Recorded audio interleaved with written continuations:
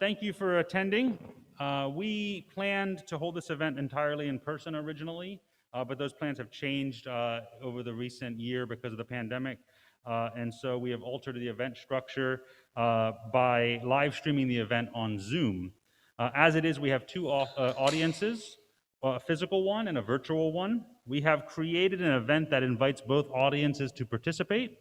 However, we are aware this is a work in progress.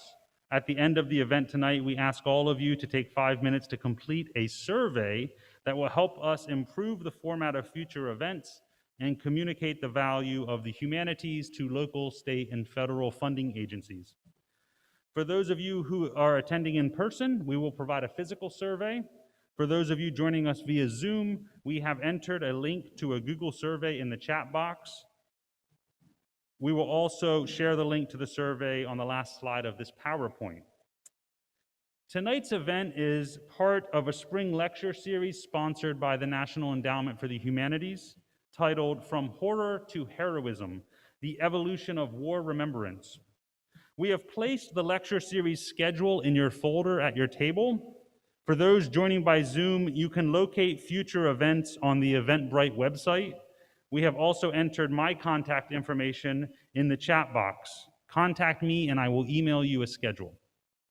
Now, the purpose of the lecture series is to create space for civilians and veterans from the LSUS and Shreveport communities to come together to discuss the tension between the experience of war and the narratives we tell about war. As part of that larger project, tonight's event focuses on the controversy surrounding Civil War memorialization, specifically iconography honoring the Confederacy. If you follow the news at all, this is a heated topic in the United States, and I suspect that there are attendees here tonight who entertain different views on the issue. That's great. Different perspectives lead to robust conversations. But please remember to be respectful toward one another. To help us do this important work, I would like to introduce our speaker tonight, Chad Beal. He is a veteran of the United States Navy. He's been deployed to both sides of the world and has been in more bodies of water than countries. Chad is in his last semester at LSUS and would like to take his degree and life experiences to a mountain range out west where there's a little more change in the season. Over the past 2 years, I have had the pleasure of getting to know Chad, whose unique perspective and unflagging commitment to excellence continues to amaze me. You are all in for a treat. Please join me in welcoming Chad. I'm going to click it one time. There you go. Yep, really great. I know.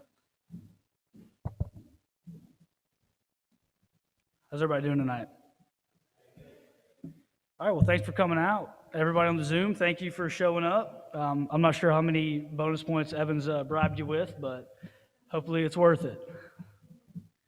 So things are a little strange right now, COVID. We'd like to do this all in person, but we can't, just like Evan said. Much like the previous talk that Jason had given, if you guys were there for that, it's going to be integrated. So I'm going to refer to the Zoom audience a little bit more. But it's gonna make sense the way I do it. And if you don't want your name to be mentioned in the Zoom chat, just let us know. We won't do that. But for the most part, it's going to be a conversation. It's going to be an open conversation. I want everyone to feel like their opinion is validated.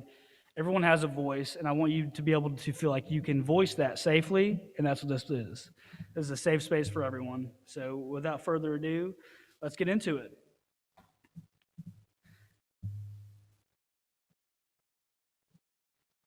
So I'm going to go through a few slides for you right now. We're going to go through some war monuments. And I just kind of want you to, there's paper in front of you in the middle of these tables, there's pens, and I just kind of want you to write down how you feel about these.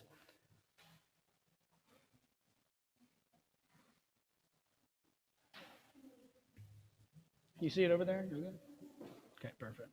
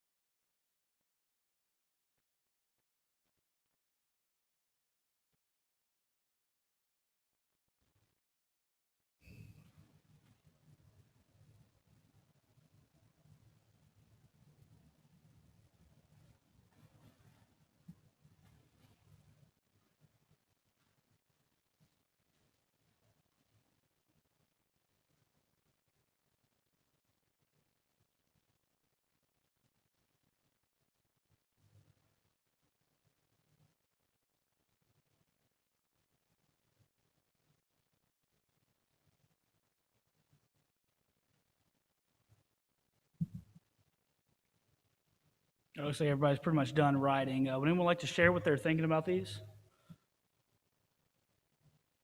Don't be shy. I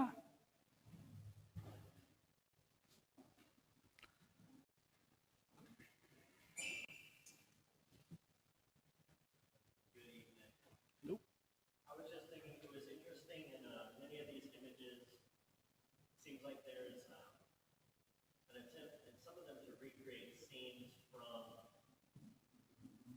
the mission or from the war that they were in and move them to a different space.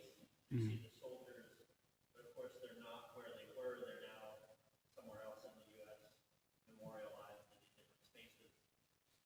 So just thinking about that process of bringing the image of the soldier back and making it a permanent fixture where the war kind of remains frozen in some way seemed really interesting that we have individuals with bodies bronze as the image of the war. That's a really interesting perspective. Does anyone else have anything?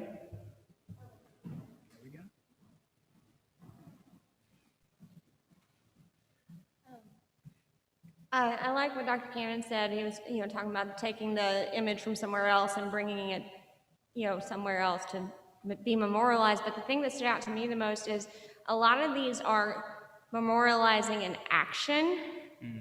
The first one, though, is a person, and that seems to be like less about an idea and more about an individual, which doesn't really give you the sense of an American ideal of any kind, whereas the other ones, we've adopted them and kind of absorbed them into our general culture. That makes sense. Does the Zoom have anything? Nothing? Oh, Lord.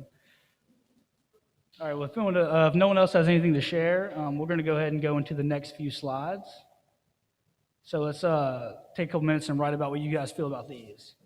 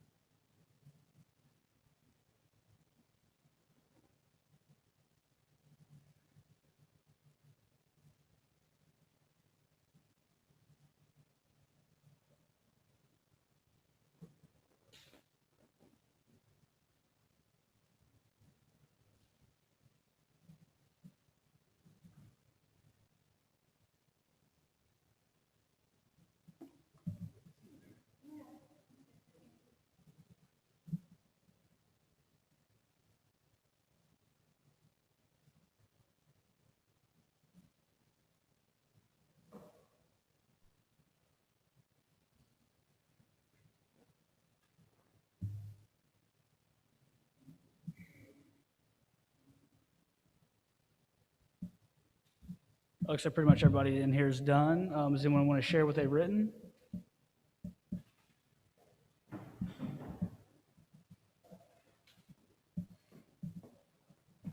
How you doing? I can see, I guess it depends on what side you're on. I can see the heartache and the pride in these pictures. The ones on the southern side, I feel like they fought for their homeland, but I can also see the pain that it caused other people. But it's just, I guess it's just a weird thing to have something like this in front of, like, I know that one's in front of a courthouse, but like, should that be there? But the Confederates, the ones that fought, in my opinion, and the research that I've done, they didn't fight over slavery. They were just fighting for their homeland. It just happened to be they didn't know the bigger picture. So, I mean, I can understand the monuments, and I feel like they should be displayed somewhere. Maybe just not in front of, the public spaces like this, but, depending on what side you're on, who you are, I can see that this would cause heartache for some, and it shouldn't be just publicly out there for everybody.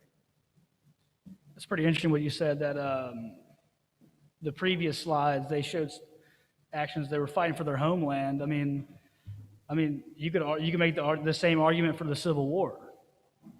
These are all they're all monuments for people who fought for their homeland. Not much different than these, right? By that argument. Does anyone else have anything? What you got, buddy?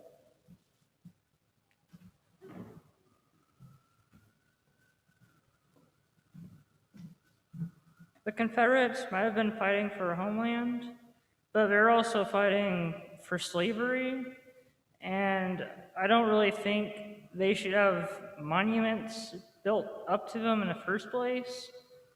And I know there's a controversy about whether or not to take them down, and I don't really know if it should be taken down now since they've been there so long, but I don't think they should have been built in the first place, because they're traitors.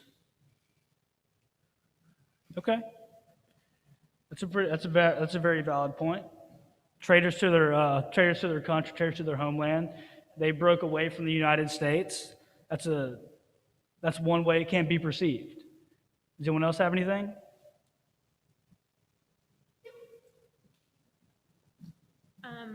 I noticed that that is the only female in all of the monuments. I mean, like, who is she? Do you know who she is or what her significance is? Yeah, so that's the Greek goddess Cleo. Oh, okay. And it's a kind of funny that you bring that up because she's pointing to the word, you can't see her right here, but she's pointing to the word love, and she's holding a scroll, and in the scroll, it's called history. That's very interesting. It's very Thank you. interesting indeed. What you got, buddy?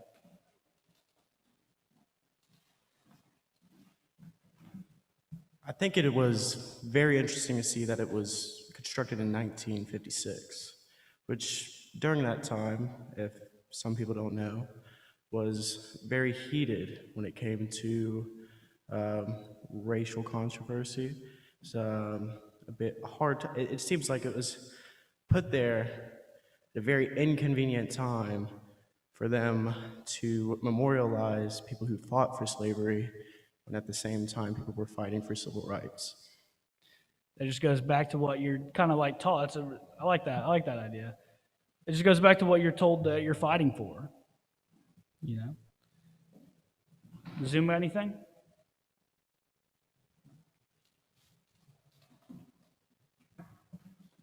Hey, Chad, can you hear me?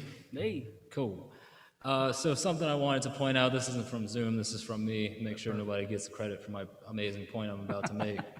But some artistic difference I saw between the statues is that the guy with the handlebar mustache, if you want to go back to him, his posture I thought was interesting. He's got his arms folded and he's got like kind of a cockeyed stance going right there. It feels very stubborn, very defensive, very like I'm not going anywhere kind of deal. And I couldn't help but notice that difference between him and the federal monuments, right? Like the three guys standing kind of forlorn looking in the distance.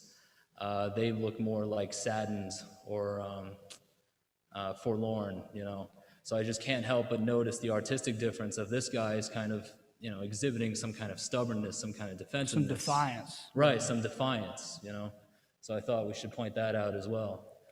It's a really good point. That's one I haven't even thought about. I mean, just the way that they're all standing with all these Confederate statues, I mean, look at them. They're all so confident and defiant. Like, And you go back to these, and you got your Vietnam veterans right here who they just want to go home. You know, that's a really good point, Nick. Thank you.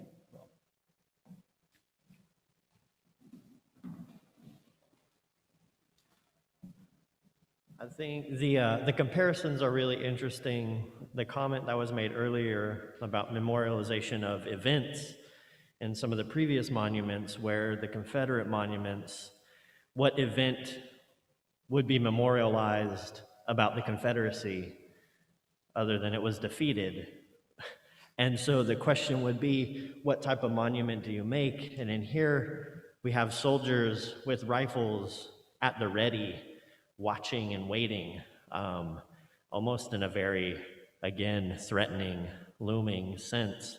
You know, you got all four directions covered. You know, we're staking out the place. So there's not an event that's memorialized. It's almost just this haunting presence that continues to show up across the country, even though it's, you know, an enemy army that was defeated. I don't know how many monuments we have to other enemy armies that we've defeated around, but it's interesting.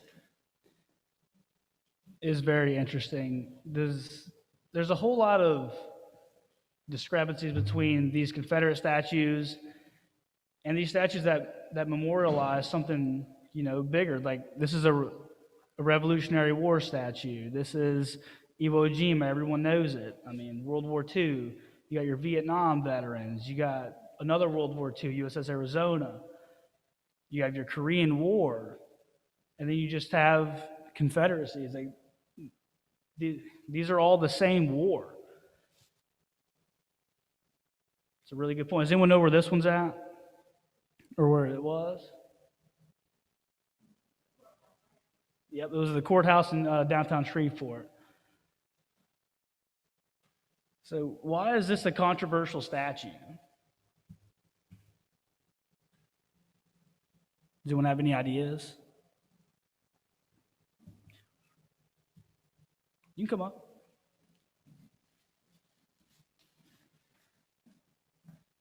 I think it's that she's pointing to the word love, and there isn't much, I mean, I guess love, if you agree with that, but what they were fighting for wasn't necessarily loving of all.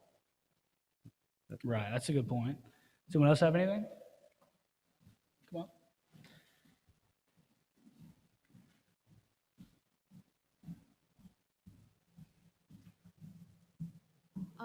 To live in a majority place like Shreveport, it is very interesting to have a statue like this commemorating something that was fought for, something that is against the majority here in Shreveport.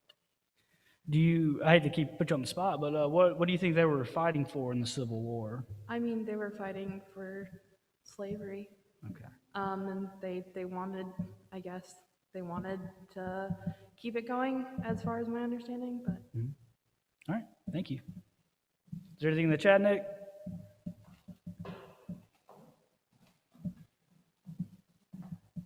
Yeah, Chad, so we have something from, I don't know if it's Louis or Louis Macaw, and they say that it feels to me that they, the builders of the Confederate statues, wanted to recognize those who gave their lives in defense of their principles, something about the integrity of their state, even if that integrity included slavery.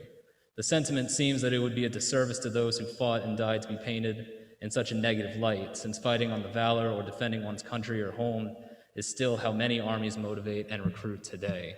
So maybe he's pointing out the hypocrisy of that, maybe, or saying that that's something that we honor very often, is the valor and the courage of fighting for your cause. Not the actual Not the reasons actual cause behind it. itself. So, I mean, that's a point of contention we can discuss, is that do you divorce the courage of sacrificing yourself for a cause from what that cause actually is? It's a debatable point. It's a really good point. So I'd like to take a look at what the actual plaque says, since we're on the topic of causes. It says, Louisiana and Shreveport's tribute of honor and respect, memorializing the deeds and valor of the men who so gallantly and conscientiously defended the cause of 1861 to 1865. What kind of cause were they talking about here? Obviously, it was a civil war, but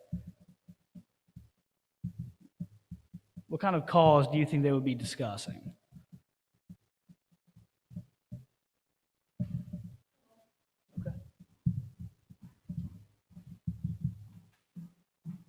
The cause that I've heard most often brought up by people who defend statues like this is that they were fighting for states' rights, capitalism.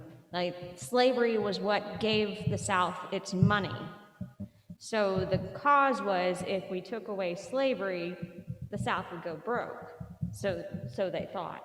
So it's problematic to have a statue that promotes slavery or promotes the need for slavery in a place where people go to be judged. You have a man sitting on top of a pillar with a gun when people are going in to be judged for their crimes. Like, it's problematic and it's scary to minority individuals. It's not looking very good when you walk up there, right? Right. Yeah. I like that. Well, does anyone know who David Blight is? So, in case you, that's a question you don't ask at dinner parties, huh? So, David Blight is an American history professor at Yale University, and he has extensive knowledge in the field of Civil War, Reconstruction, African American history, African culture, and intellectual history, and he's the author of many books. And the one that I discovered through the NEH project, through Dr. Reeves's class, was Race to Reunion, The Civil War in American Memory. And it received about 8 book awards, including the Abraham Lincoln and Frederick Douglass Prize. So who was taught this in school? So the lost cause is kind of the cause that we're talking about over here. It elevated Confederate generals. One of the talking points the South lost because there was too many Northern troops. Incompetent Confederate generals are what led to defeat. And one of my biggest talking points was that the slaves liked being slaves. And the secession was justifiable because of the Northern aggression to the Southern way of life. Who was taught this in school? Got 1, 2, 5. Cool. Not too many hands went up. What about in the chat, Nick? You got anybody in the chat? Yeah, Chad. So actually, this ties in pretty nicely. Dr. Kenneth Franklin has a thought for you, which is that it's always a political statement of what we choose to focus on and what we choose to ignore. Whose version of truth are we going to promote? And when we talk about our education, what you're taught in school, that's someone, the man, whoever, choosing what version of truth to provide to you, that you will grow up believing. And that's what's this lost cause is being taught. It's what Blight's kind of getting at. These are versions of truth that we are taught, and we don't really know the full truth. So that is from Dr. Kenneth Franklin, by the way. Thank you, Doctor. So what better version of the truth than the actual truth? Than just one thing? Because I know there's 2 sides. I mean, when you see a couple arguing, there's 2 sides. But when you see a country divided, is there 2 sides? Well, it depends on what side you're on, right? So let's take a look at this. I want you guys to take a minute, and I just want y'all to read this and just tell me what you think about it.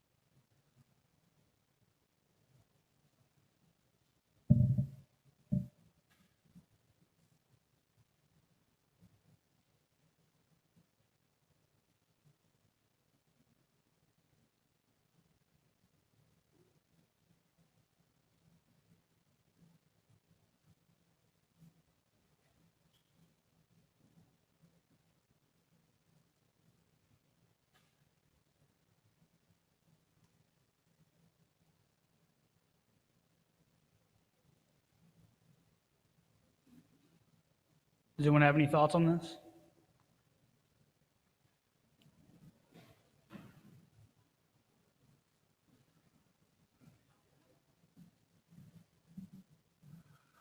think having grown up in Louisiana in the South and had all of my education in this region, we get oftentimes culturally also, not just through school, but through family, friends, tradition, told the lost cause narrative. And not until I went to the university was I ever introduced to the actual texts of the states that seceded from the Union and why they were doing it. And many, many of them directly say the cause for this is the institution of slavery. And so when you look at the actual historical documents, which are often distanced from us by our own educational institutions, you see that there is not some other mythic reason of states' rights or the other stories were told. The leaders were making it very clear in public speeches and in the official documents of secession that slavery was the core of this process and of the war. And it's really challenging because being from the South, that goes against the culture, the ideas, your family's values, your histories of your whatever grandfather was in the war. If you look at the paper, this is what it's about. Cutting your eye. So I would encourage all of you guys to open up that green folder, pull that first page off on your left side, and there's an address of George Williamson. He's the commissioner from Louisiana to the Texas Secession Convention. I want you guys to look at that page and look at the first purple highlighted line. And it's, for those in the Zoom audience, it reads, Louisiana looks to the formation of a Southern Confederacy to preserve the blessings of African slavery. If you look at the second purple line, Louisiana and Texas have the same language, laws, and institutions. Furthermore, both states have large areas of fertile, uncultivated lands, peculiarly adapted to slave labor, and they are both so deeply invested in African slavery that it may be said to be absolutely necessary to their existence and is the keystone to the arch of their prosperity. I mean, it's kind of hard to get any more black and white than that, or in your case, purple and white. That was a bad joke. Is this thing on? Here we go. So if we look back at the states, at the statues, let's go take a look. On the Louisiana statue, we have Robert E. Lee, General Beauregard, we got Stonewall Jackson, and Henry Watkins Allen, and the top is just a Confederate soldier.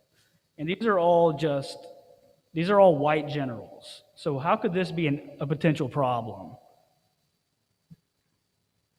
I think it was already hit on earlier. If you're African American and you're going to the courthouse after the Civil War and you just see a statue of white Confederate generals, it's no matter what you did, it's probably going to look too good for you. So let's put this quote in context with the plaque from Shreveport. So what cause are we still talking about? Are we talking about the lost cause, or are we talking about the cause that they're trying to get like other states to secede by? Are we talking about states' rights, or are we still talking about slavery? Which one are we doing here?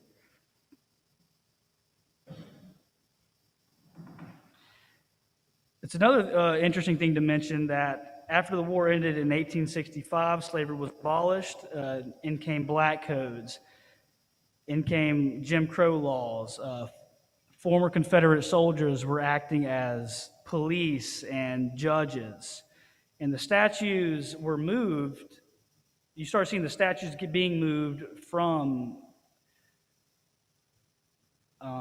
like graveyards into these public areas. And it's kind of an interesting thing. When you look at Shreveport's statue, it's in front of a courthouse. If you look at any other statues in a public area, like this one in New Orleans, where was that at? You've probably all taken a picture in front of it at one point in time. You know, it's a neat statue. You had a guy taking his hat off a horse.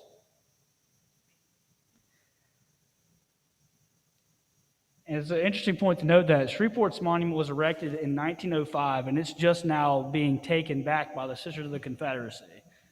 So from 1905 to 2021, this statue's been downtown in front of the courthouse. So why should we care about these statues?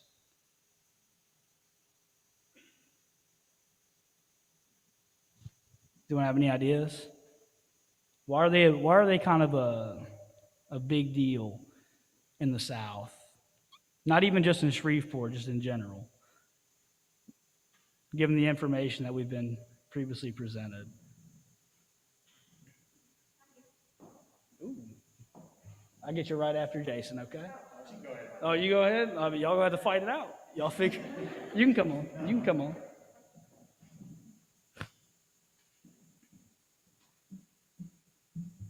I'm not this tall. Oh, look. Okay, Hey, so. we're gonna get you some phone books. Okay, yeah, that'd be good.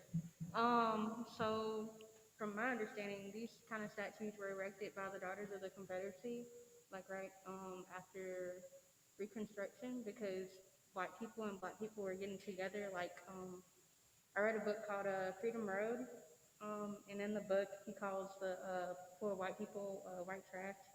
And the white trash people were getting together with the black people, and they were forming communities. And so the higher up people, like people with money, didn't want that happening, so they started forming like the KKK, and then they started building up these statues and stuff to reiterate that white people are superior than black people, and we want you to know if we're going to put these in public places, so you can see that we're superior than you. So that's what I thought. But I mean, this is your presentation, so you can. Oh no, you're part of the presentation, so that's a great point.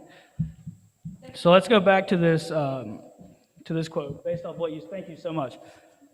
So slavery is the greatest material interest of the world, and its labor supplies a product which constitutes the largest and most important portions of commerce of the earth, and these products are peculiar to the climate virgin of the tropical regions. And that goes back to what you said. I mean, we're no longer talking about people. We're talking about products. We're talking about machines. We're talking about things. And it just goes back to what you said. And then you start seeing these statues come up, and they didn't start even going up until 1902 and between 1912. And that's a long time because most of the Civil War veterans are dead. And 1912 is on the cusp of World War I. Just for some timeline for some of y'all. And it's kind of an interesting dynamic to me. Does anyone have anything in the chat, Nick? Okay. Obviously, they should come down for what they potentially represent. But I did have a comment on that last quote here. Go back one, that one right there. They call it a cause, but the people who built that statue, they know what the cause was. They just put that in there to make it sound more politically correct than just saying defended the slavery, defended to keep slavery from, in the war. I mean, because consciously defending slaves. Yeah, why would you put cause? It's only just It's to an try to make interesting. it sound better than it It's an actually interesting is. dialogue. Yeah. I hate to ask, but is there anyone here that thinks the statues should stay up? Doesn't mean you're pro statues. I mean, you could be pro history. You could be pro anything. We got one. We got anyone else? It's okay. Just blink twice. What we got in the chat, Nick? No one? Come on, chat. I know you're over there. Well, I think these Confederate statues, well, what do we do with them? Where do we go from here? Should we tear them down? Should we put them in a museum? What you got, buddy?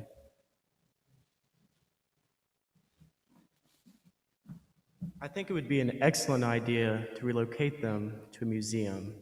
I think everyone's afraid of destroying history in case that we repeat it. And I think not only keeping them around, but placing them in different places so they're not intimidating in front of a courthouse, but to shed light to the dark parts of history.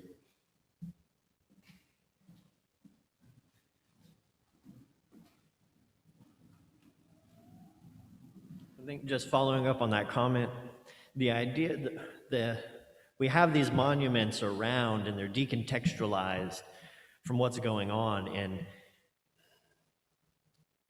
as a white dude raised in the South and by conservative family,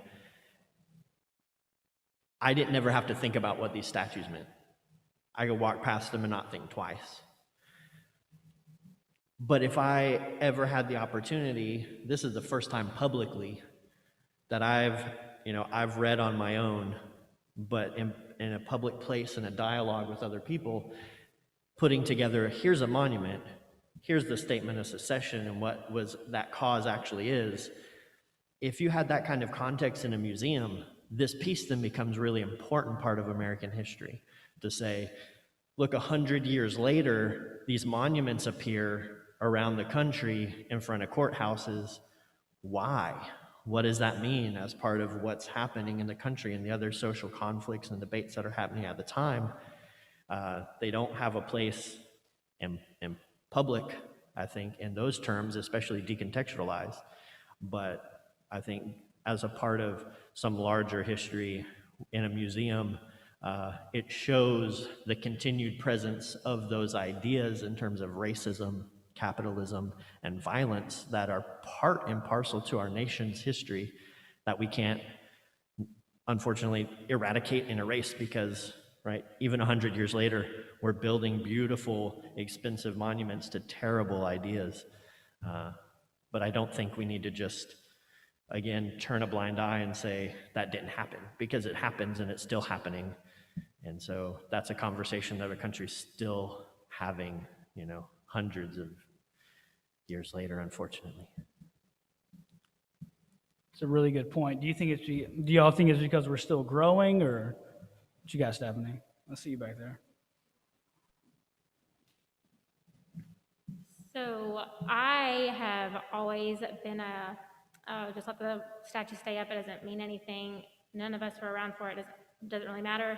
But this is the first time, being educated on it. And somebody pointed out earlier that the other monuments that we saw that were not related to the Confederacy were war scenes and were monuments of what was going on. And that's not at all what these statues are. So it definitely completely changes my perspective on it, that this is, it's definitely wrong and intimidating. And I can definitely stand behind the stance of they should come down.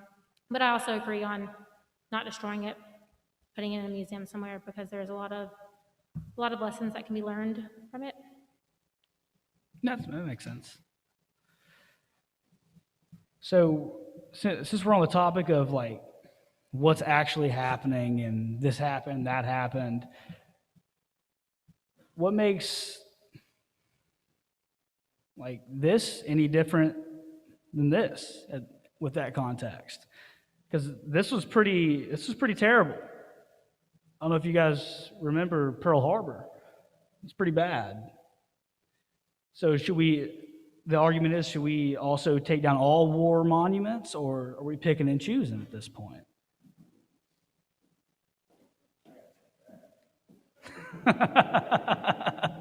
The reason why these should stay and be memorialized and visited is because these were a country united against a common enemy. This isn't the Civil War where it was two different sides of the same country. Well, technically they were succeeded, but this was a whole country came together and attacked the enemies. The same was going on today.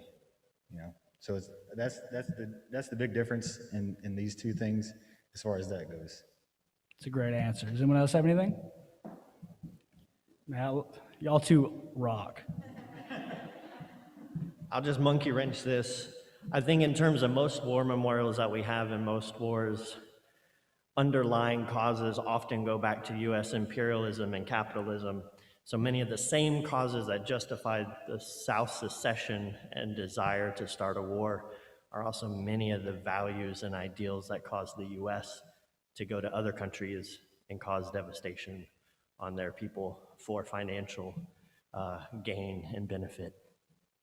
Like that answer. Does anyone else have anything? What you got?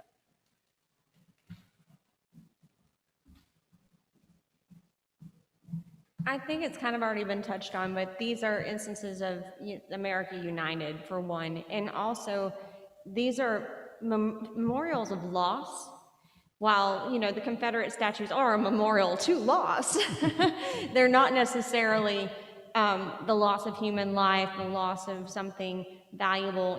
Pearl Harbor was an attack on our country. The Confederate statues are a what might have been kind of celebration, and that's just sad, in my opinion. I've never heard that, what might have been.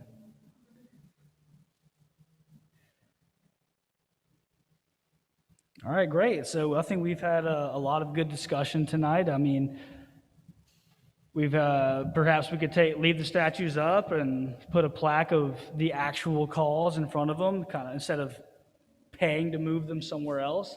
There's so many different things that we could do other than tearing them down and just moving them. But obviously, should we put them back in the battlefields and the cemeteries where they belong, where they actually happened? I mean, that's a question that is always up for debate. So I'd like to leave you guys all tonight with a quote from James Baldwin, who was an African-American author and an activist in the 1950s to the 70s. And he said, "Not everything that's faced can be changed, but nothing can be changed until it's faced." So I'd encourage you guys to keep those green folders. It's got packets of really good information. It's also got the NEH event schedule. The next one will be Stephanie. She's going to be talking about hero worship and popular culture at the Art Space Engine Room. If you guys don't know where that's at, it's a big dog. That's my understanding. There's a dog outside, and it'll point you right to where she's at, okay? And that's all I got tonight, man. Thank you guys for coming out. Thank you, everybody in Zoom. And you guys have been great. Thank you.